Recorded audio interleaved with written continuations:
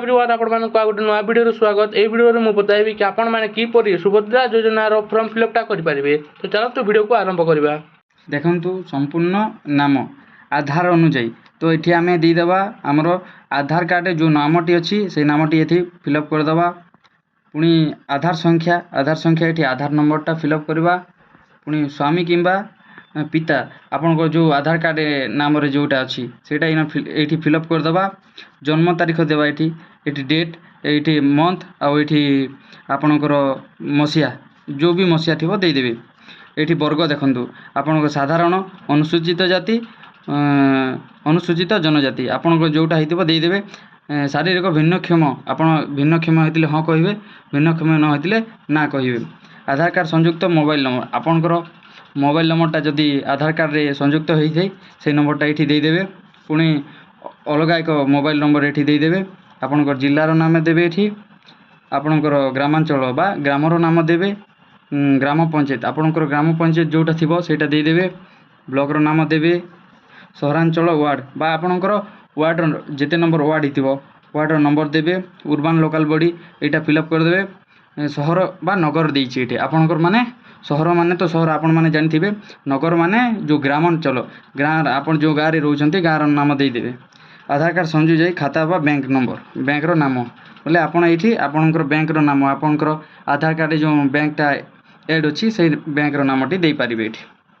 देखंतु एटी गोटे देछि घोषणानामा तो ये लिखाई जे एतद् द्वारा घोषणा करा जाउछि जे पूर्व पृष्ठारे उल्लेख तथा मोर ज्ञान अनुଯାयी सत्य अटे। मो ज्ञात जे एथिरु कोनोसी मिथ्या प्रमाणित हेले एही आवेदन को प्रत्याहान करा जाई पारे एवं आईनगत कठोर कार्यानुष्ठान ग्रहण करा जाई पारे। दयाकरी प्रयुक्त स्थान में चिन्हट करंतु। तो आम ये चिन्हट करवा जमी देखो ये लिखाई मो ओडिशार बासिंदा। ओडिशार बासिंदा ये आप समस्ते तो ओडिशा बास कर तो ओडिशा टिक चिन्हटा देवे।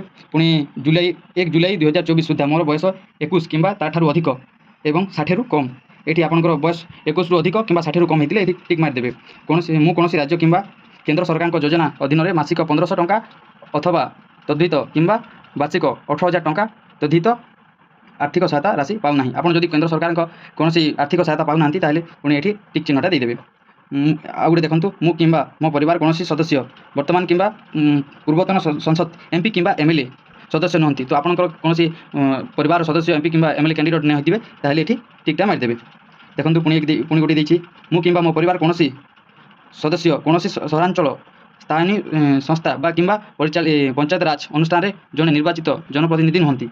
ये आप देखा गले आप पंचायत किसी कार्यरत नथिबे किंबा सहरांचल किसी कार्यरत नथिबे टिक मारिबे। ये मु किंबा मोर परिवार कौन सदस्य भारत सरकार किंबा राज्य सरकार को कौन अंडरटेकिंग अथवा बोर्ड अथवा स्थानीय संस्था अथवा विभाग निमित्त किंबा स्थायी किंबा चुक्तिभित्तिक कर्मचारी भाव में नियुक्ति नहोतिबे। आपन कौन जमी कहुए कि सरकारी हिसाब से आप कौन सरकारी अनुष्ठान में जोग दे नथिबे ये टिक मारिबे। जदि यही होती तो मु किंबा मो परिवार कौन सदस्य सरकार भारत सरकार कौन सरकारी विभाग तथा उद्योग अथवा बोर्ड अथवा संगठन अथवा राज्य सरकार जड़े निर्वाचित मनोनीत नियुक्ति प्रधानित आप जदि कौन राज्य सरकार किंबा भारत सरकार जो इलेक्शन आप जो कैंडिडेट न होते से टिक मारिबे।